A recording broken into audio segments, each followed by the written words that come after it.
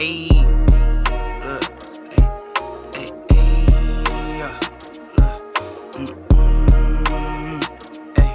I'm in the lab like Dexter, brand new batch he tested. I'm with all the extras, don't try and bitch, I'm pressure. I'm the type to step on steppers, I'm the type to step on steppers, I'm the type to step on steppers, I'm the type to step on steppers. With that being said, let's go ahead and jump right into it. We'll start off with the NFC South. Of course, as always, Abdul will kick us off with the record predictions. So, at the bottom of this division, I got the Tampa Bay Buccaneers, and Tom Brady was not good last year. I think everybody should understand that.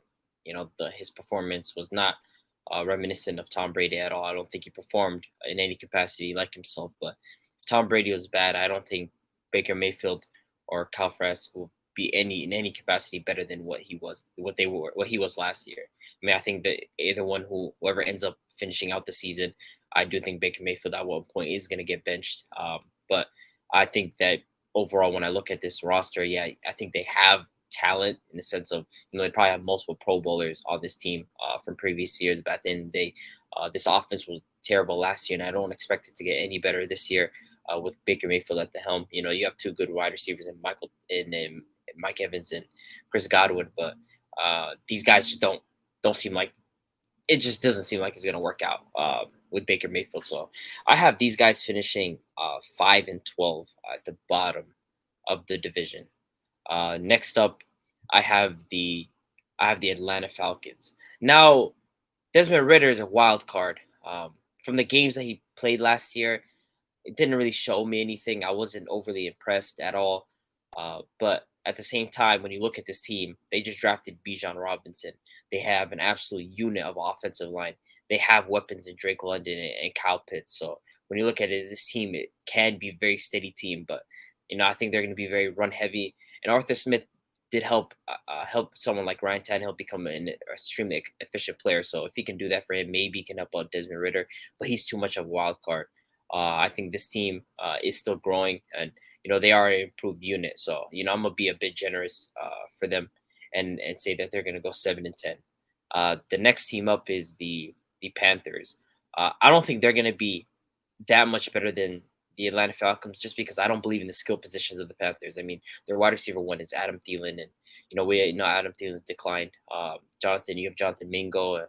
I just don't believe too much in this unit. So Bryce Young is a rookie quarterback, but amongst the rookie quarterbacks, I think he's the one with the most poise. He's someone who, if you've been watching his film, is someone whose processing is on another level. But of course, his physical attributes aren't someone like Justin Fields or Anthony Richardson, where he can consistently extend plays and make something out of nothing. But he is someone that's going to be extremely steady for this team, and their defense is an ever improving unit. They close out the season very strong. So I have these guys 8-9.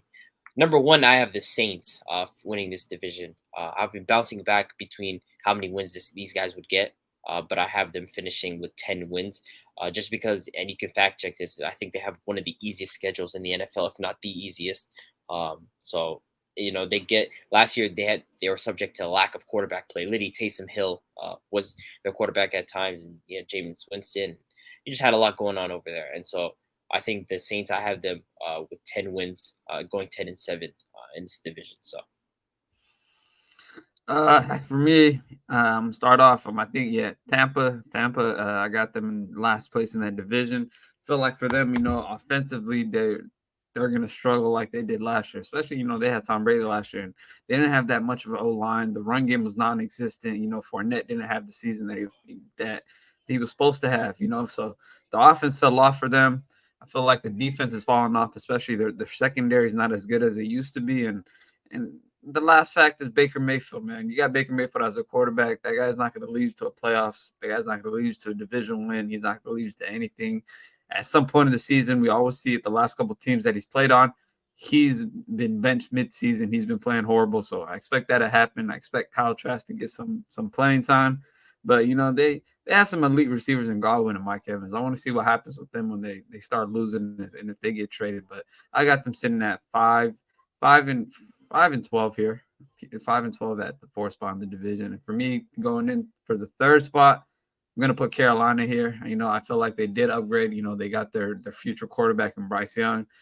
with the number 1 overall pick. You know, they got Miles Sanders on the offensive side of the ball. They're literally rebuilding on the O-line. They had a great run game last year, so adding Miles Sanders to the mix, you know, is going to help Bryson a lot. They picked up Thielen, they picked up DJ Chark. You know, the receiving crew's not that good, but they have a solid defense. So for me, they're still young. They're building up, but I have them going 6-11.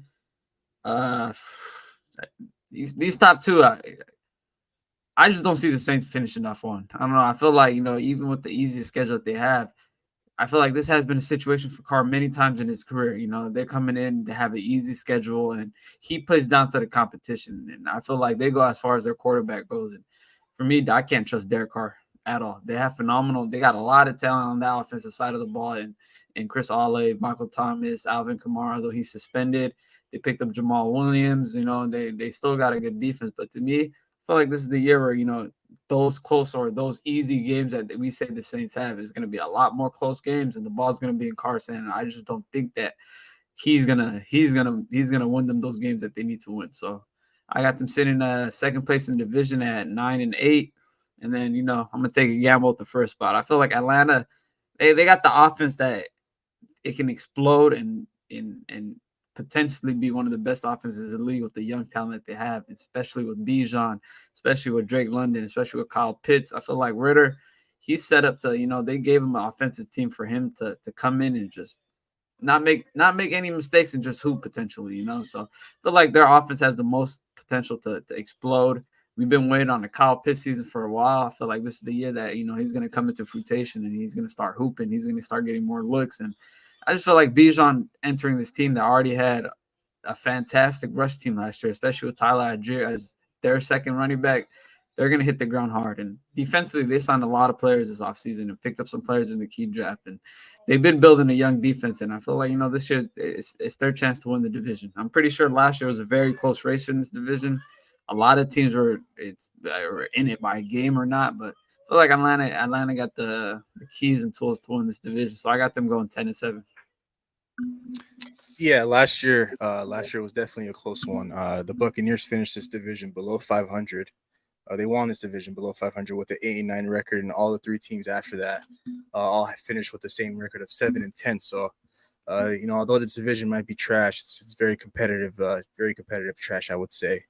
And then to fact check that, the Saints do have the easiest schedule, but 3 out of the 4 teams in that division have the top 5 easiest schedules. I think the Falcons are right next to them.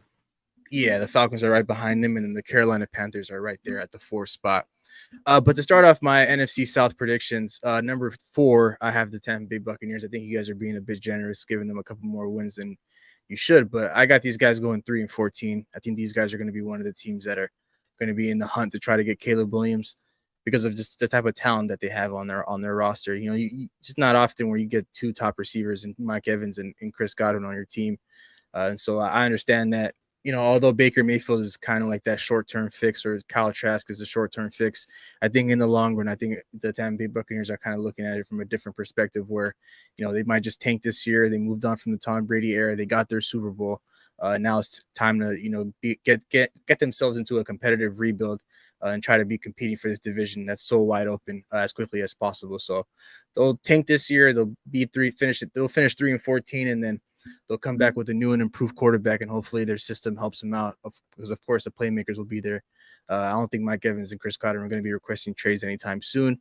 I do like Rashad White on this team, though. I think he's going to, obviously, with Leonard Fournette being on the waiver wire now, being gone from this team, he's going to be taking over as that running back 1 spot. And I think, you know, I'm not too sure how much of a workhorse he can be, you know, being a 3-down back, but he's a very good pass catching back. And I think that's going to be very helpful. Maybe a little bit this season, but more so next season when they get their new and improved quarterback. So give the Tampa Bay Buccaneers 3-14 right here. At number 3, I do have the Atlanta Falcons finishing this season at this spot with a record of 6-11. You know, like you said, Abdi, you know, Desmond Ridder is just a true wild card. I'm not too sure what to expect with him. I understand they have Drake London, they have Kyle Pitts, and we all know what Bijan Robinson is going to do this year. We'll talk about him in a little bit. But, you know, I'm just not too confident when it comes to Desmond Ridder. I just don't know what to expect. They do have Taylor Heineke as their backup. So that, you know, if he's not doing too well, they might just slide him in there and see what type of season they can finish with him leading the way. But For right now, I'll go ahead and give them 6-11. I think Bijan's going to have a hell of a season. And then maybe this might be the year for Kyle Pitts. Outside of fantasy, just in real life, he might be able to have a dominant season. But at number 2, I have the New Orleans Saints finishing here. Although they have the easiest schedule, I'm just not a firm believer in these guys, man. It doesn't matter who they have at the starting quarterback position. I'm not a big fan of their head coach. The way they played last season, you can go ahead and chalk it up and say it was because of their quarterback play, losing Winston and not, pretty much having Taysom Hill and a lot of other quarterbacks in that mix. I just can't see this group really, getting over the hump and solidifying themselves as like the top dogs in this division, because regardless, I think all 4 of these teams can compete. 3 out of the 4 teams can compete for this division outside of the Bucks, but I'm just not too confident about this Saints team. Derek Carr, I think he's a solid quarterback in this league. Don't get me wrong. But I'm just not too entirely sure if he's going to be able to elevate this offense to new heights. Michael Thomas, that's a guy who plays about 2-3 weeks a season. Next thing you know, he deals with some sort of turf toe injury and he's gone. And so it's like you're really just leaving Derek Carr out there with Chris Olave and a 36-year-old Jimmy Graham. It's not really much to do to work with. The defense is always going to be great. That's one thing we've always talked about. The Saints always have a great defense, but he's got to put some points up on the board on the offensive side, and I just can't see that. I just can't see a lot of that happening. The Alvin Kamara suspension, although it's 3 games, who knows how good he's going to be when he comes back. Alvin Kamara was a top running back 3-4 years ago, but since then he really hasn't done much in this league. Hasn't cracked over 1,000 rushing yards, and so it's just I'm not too sure what to expect. And then at number 1, I have the Carolina Panthers finishing it at the 1 spot, winning this division. It's going to be very, very close. I have these guys finishing with a record of 9-8. The Saints will finish with a record of 8-9. I'm a Bryce Young believer, man. I think the Carolina Panthers, first things first, they have a good defense. I trust their defense a lot. And then you add Bryce Young into the mix at the quarterback position. These guys were able to, get 7 wins with, PJ Walker and a bunch of other guys at that quarterback position. I think Bryce Young is going to elevate this offense to new heights, new levels. Jonathan Mingo, I think he's going to be one of those guys that might come onto the scene and have a solid season. I trust him as a weapon. Adam Thielen, at this point in his career, he's just really a true red zone guy. But that is a guy that Bryce Young can rely on. So I think if all things fail, Adam Thielen can be his safety, Bryce Young's safety blanket. So I trust that.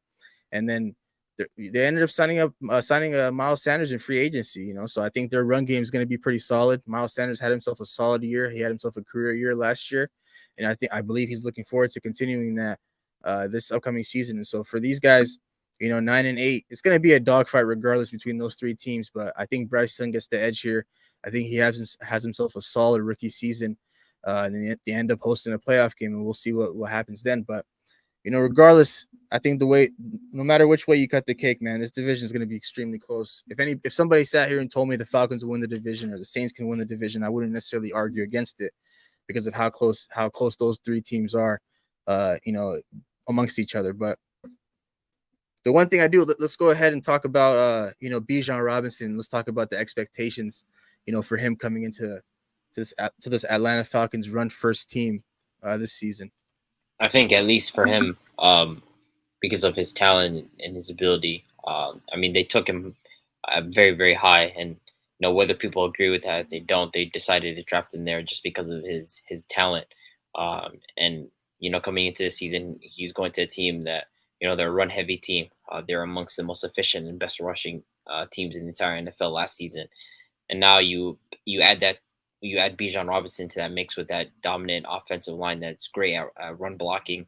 I think he's going to do phenomenal this season. I honestly believe the expectations for him is at least 1,400 to 1,500 total yards, with maybe to 8 to 10 touchdowns. I think that'd be a solid return as a rookie. So for maybe 1,200 on the ground, 200, catching it, because I think Arthur does want to have a balance where he doesn't want to overuse him and abuse him, because his versatility comes in his ability to rush, but he's also a great pass catcher. So 1,500 passing total yards, and maybe 8 to 10 touchdowns. I think that's reasonable expectations for someone like Bijan with the amount of talent that he has. Man, I expect him shoot out the roof immediately, man. I feel like he's going to come in. He's going to be one of those type of running backs that, he's a game changer running back. And that's the reason they took him at 8.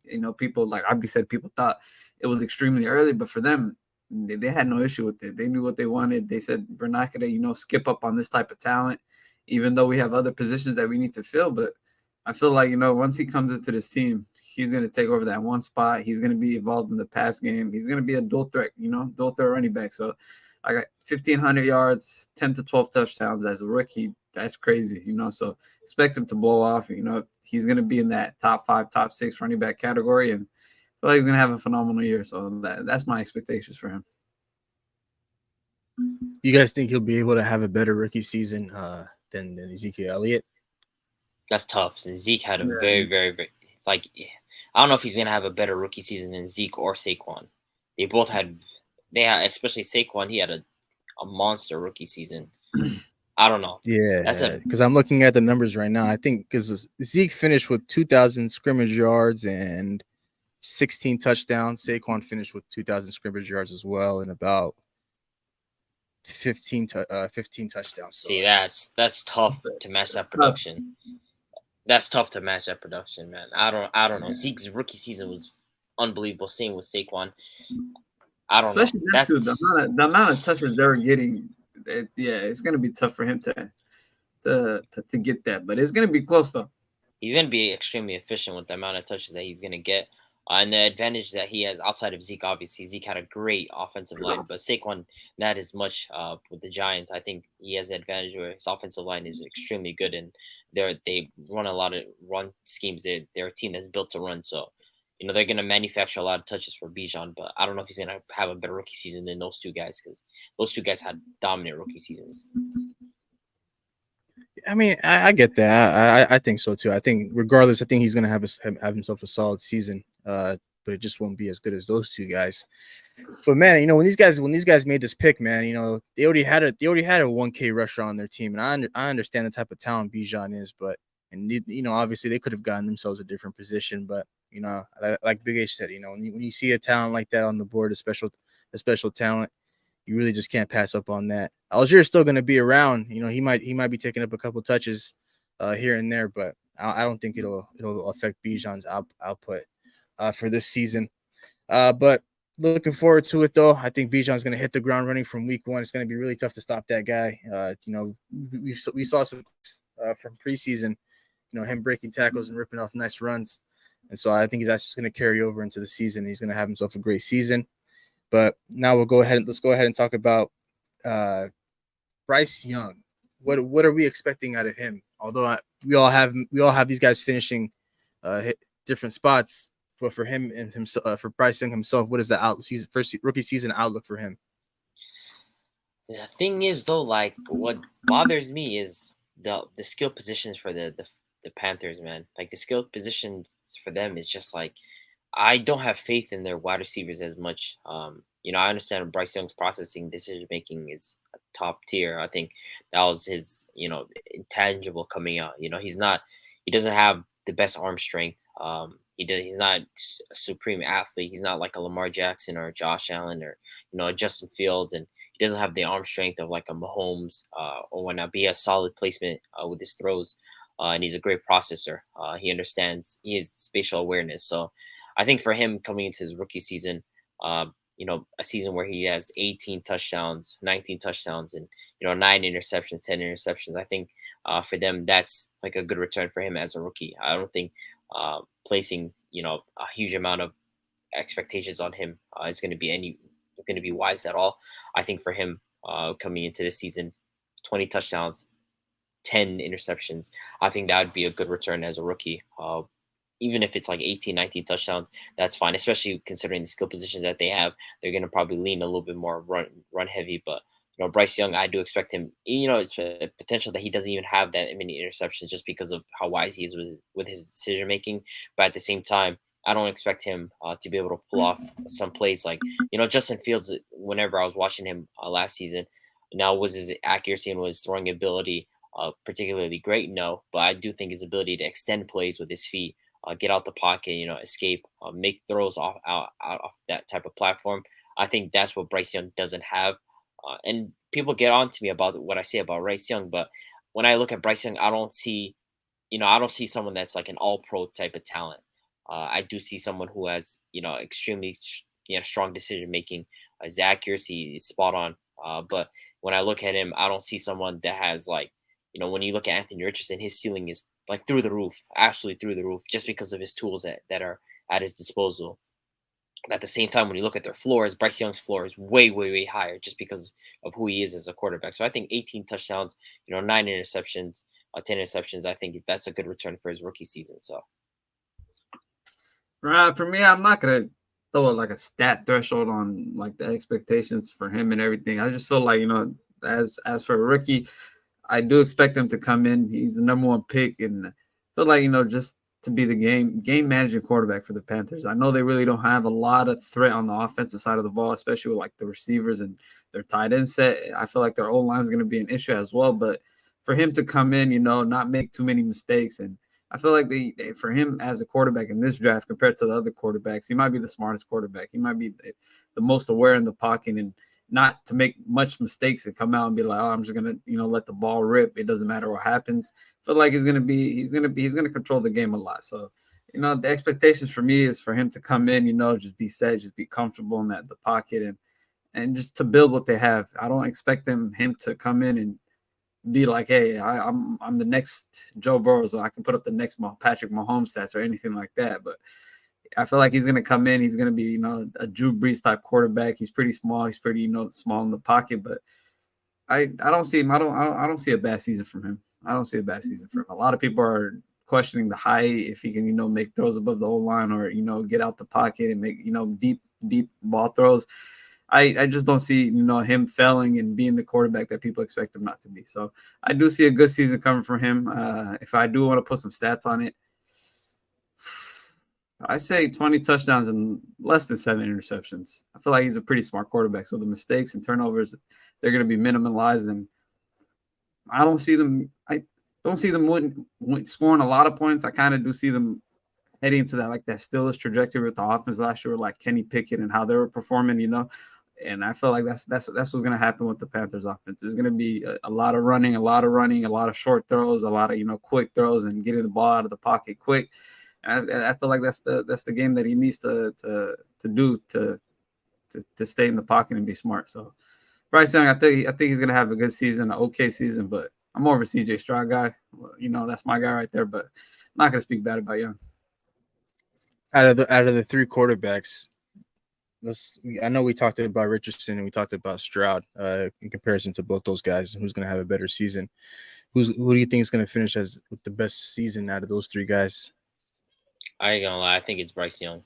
I think just because of I think he's gonna have the least harshest adjustment period out of all those quarterbacks between CJ Stroud and Anthony Richardson. I think for him, just because of his awareness and his ability to process the game, I think he's gonna have not as much of a harsh adjustment period compared to Anthony. I think Anthony Richardson is gonna struggle for a bit compared to those guys, and CJ Stroud in his own right, he's gonna struggle. We've seen it in preseason, some of the throws that he's making, but Bryce Young, I think he's gonna be very, very solid to start off his rookie season. For me, CJ Stroud 1, Young 2, and then Richardson 3. I feel like just CJ Stroud is your typical prototype quarterback, 6'3", phenomenal throw, can stay in the pocket, can play outside the pocket. I feel like for him, if the pieces fit perfect, he can have an explosive season. And like Abby said, Young awareness, with what he got going on and everything. I feel like Richardson is, I don't know. Richardson for me is tough. At the same time, a lot of athleticism, a lot relying on his size and speed, but have we really seen, teams force his guy to throw the ball, especially when he was playing for college? He didn't have that big of a game sample of him throwing the ball phenomenal. It was all right. The games that he did unleash the ball, it was okay. It wasn't big, but he's a very physical, very strong specimen. So who knows what he can do? He might come in and just have that Cam Newton effect immediately, or he might just have a bad season. I just think it's Anthony Richardson. He's in a terrible situation right now. I mean, the running back one, Jonathan Taylor, doesn't want to show up to training camp, doesn't want to show up for this team. He's on the trading block one day, the next day he's not.